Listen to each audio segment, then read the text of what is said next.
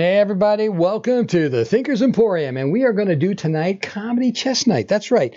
Well, actually, we're going to do an Endgame lesson. We're going to try to make it as fun as possible and as funny as possible. Yeah, it's about opposition. Oh, Endgame lesson?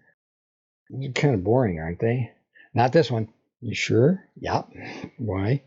Well, because it's about football. Football? I thought this was a chess lesson. Well, it is, kind of. We're going to be talking about linemen, football linemen, 50-yard line, and things like that, and scoring touchdowns. Woohoo! Okay, so let's find out what it's all about. So, what is opposition? Well, the best example I can use for opposition is what you see on the board here is you see two kings and you see two green squares, one on F8 and one on H8. And I borrowed it from Jeremy Silman's book on Reassess Your Chess. Great book, excellent book. It's on Amazon. No, it's out of print. Well, I don't know if it's not. Get it. It's a great book. One of the best books of all. I think it's in its third or fourth edition, something like that. Get it. It's really good. Okay, so in Jeremy's book, he talks about opposition. He uses this example, and I like to use this example. And the way I do it is I basically bet my students my house or my car or all the money I have if they can stop my king from getting to F8 or H8. And it's their turn.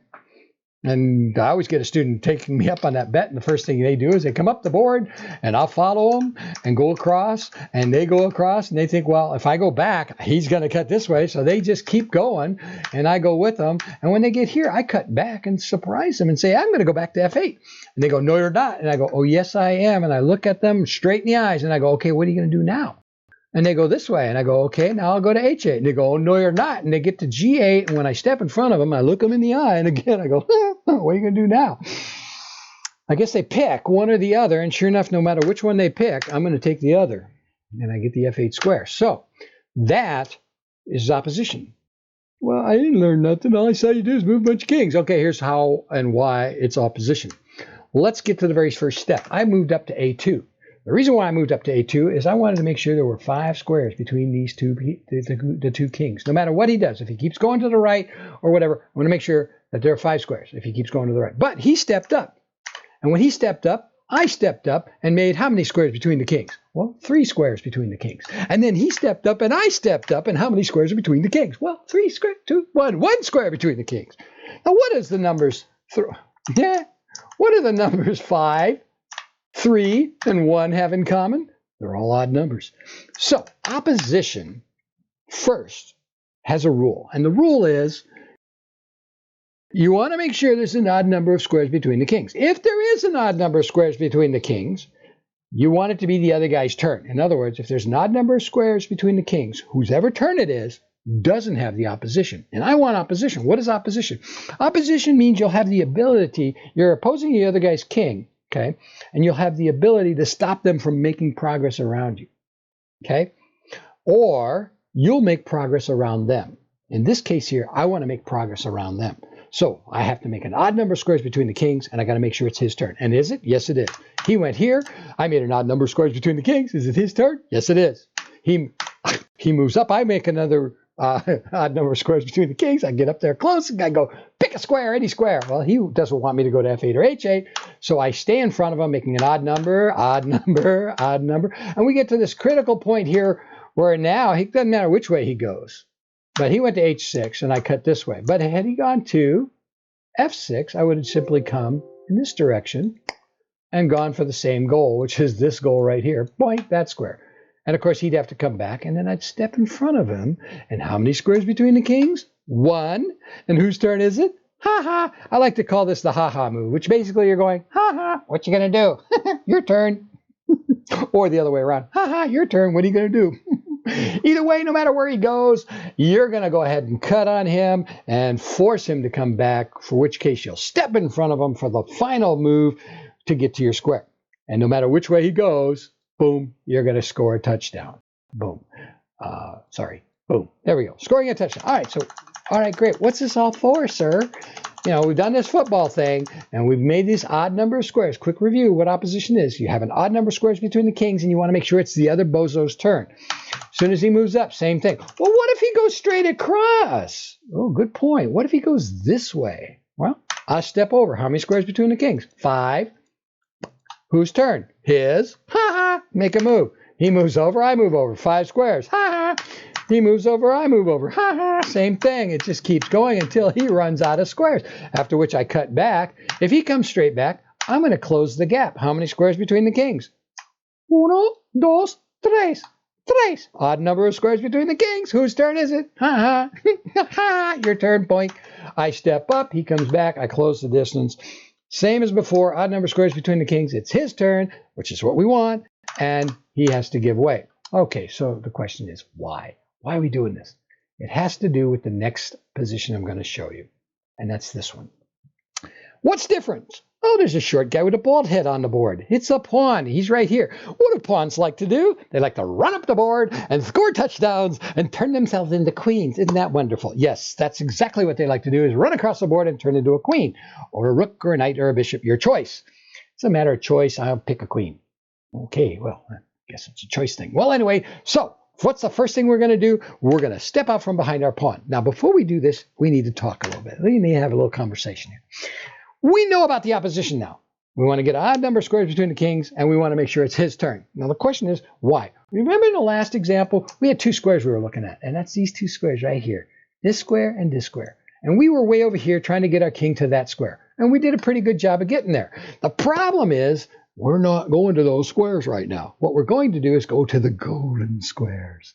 The golden squares. What are the golden squares? Well, the golden squares are squares that you're going to use your king. You're going to put your king on one of them and escort your pawn. In other words, give him some protection, because all pawns need protection before they become queens. So let's see what happens. Well, first, how do we find the golden squares? Very simple technique. All you have to do is make yellow lines. Well, we don't have any snow. Never mind. Anyway, back to this. We got this straight line. We're going to go all the way across the board to the other side of our pawn. We're going to cut back one square in each direction, and those two are our golden squares. Do you see the similarities? Two golden squares. The two I win no matter what you do squares, and the two golden squares. So that's our basic goal. Get to the golden squares. All right. Whoop, wrong color. There we go. Get to our golden squares. Now, what's the problem here? It should be easy. Get the opposition, grab the golden squares. Yeah. The problem is the minute I step out from behind the king, or the pawn, his king steps over, and who has the opposition? Dun, dun, dun. 1, 2, 3, 4, 5. Whose turn is it? My turn. Yikes! I want it to be his turn, but it's my turn. Oh, well, we're going to have to figure this one out, aren't we? So let's keep going. Let's see what happens. We'll keep going. We'll come up the board. He comes up the board. How many squares between the kings? 1, 2, 3. Whose turn is it? Oh, no, it's our turn. We're not going to make it. This is terrible. All right, well, let's just keep going. Boom. I hit this square. Something about this square that bothers me. It's almost like my memory tells me, hey, this is an important square. You should be here. In fact, so is this square is important too. You should be here. And maybe even this square over here. Well, I'll be darned. There's 3 squares. And where are they? Let's go back up a move. Let's back up a move here to the very beginning. We had 2 golden squares. And then we had these 3 squares here. And they're very important. Well, they're known as critical squares. And they're going to help you deal with the problem of the other guy's king doing this to you. Putting an odd number of squares between the kings and making it your turn. In fact, that should be a red arrow. It's so bad that should be a red arrow saying, wrong color. Boy, am I colorblind today. Okay, well, I saw it for a flash. Let's see if we can get it back. There we go. So basically, it's our turn. We don't want it to be our turn. We want it to be his turn. So we head up the board towards those critical squares. And the minute we reach the critical squares, he steps in front of us. And it didn't help. I'm on the critical square. And look, the 2 kings are 1 square apart. There's an odd number of squares between the kings. I want it to be his turn so I can get to my golden squares, which is way up here, and here. The golden squares. But oh, if only I could go forward into time. If I could make it his turn. If I could just somehow have a time machine and just jump into the future and just say, your turn. Technology! We've got a pawn. We just simply move the pawn up 1 square. Kaplooey! It's an odd number of squares between the kings. And it's, your turn. Where are you going to go? I guess he picks, and now he goes to one side or the other. I cut, because if he goes left, I cut right. If he goes right, I cut left. Either way, I'm going to get to my golden squares. I'm headed right there. Boom. He comes back and says, I go, He goes, I go, He comes back, goes, I go, Now, we're in a very special position here. We could continue and just grab the golden square. We probably are going to win, but it's going to take a lot longer. We've got something in our powers. We've learned something so far. We have a time machine. How many time machine moves do we have available to us? Well, let's count. First, there's an odd number of squares between the kings, and it's his turn. Okay? And he's going to move to one side or the other. And we can grab our golden square, but we're not. We're going to use up a time machine move. He's going to go here. And we're going to use a time machine move, and he's going to step in front of us going, ha ha, to us, for which we use another time machine move and go, ha ha, where are you going to go? Your turn. And he picks, and we grab the golden square, and that's right here, golden square, yay. And the reason why we grab the golden square is because we are watching these three squares, and our pawn is going to go rolling right up the board, and there's nothing he can do about it except wait until the pawn scores a touchdown and becomes a big fat lady.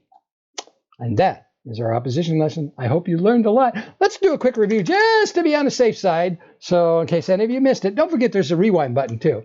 First thing we're going to do is get to our critical squares. Well, actually, technically, the first thing we're going to do is identify our golden squares. And remember, to identify your golden squares, you shoot a line up to the other end of the board from in front of your pawn, all the way to the other end, and come back diagonally one square on either side, and that's your two golden squares. Simple as that. And then you identify the three critical squares. Now, there is one thing I did forget, and I'm glad I reviewed this, because what happens if the pawn's already across the center line? Let's say, I'll just scoot ahead here a little bit here, boink, and let's put him back on the next turn. We're actually going to run him back like this for a second, just to get this. Okay, he's going to step here, and I'm just going to bring the pawn up the board for a minute. Boom. Okay, now the pawn has crossed the center line. The king has gone here. Okay, this is a guy who doesn't know how to play chess. But let's just say the pawn has crossed the 50-yard line. Where are the critical squares? Are they two squares in front? Going to be kind of hard to get there if they are. They're not. They're actually one square in front of the pawn and one on either side. If you get your king to any one of those three squares, and look, it's my turn. I'm going to get my king here or here. And I win with either one, because no matter what, even though he grabs the opposition, it doesn't matter. I step over, he steps over, a pawn moves forward, and you're going to learn a wonderful and very important point about pawns trying to score touchdowns. If the other guy's king is in front of you, and your pawn has already crossed that 50-yard line and you're not on the golden square, all you have to do is make sure that the pawn advances without a check.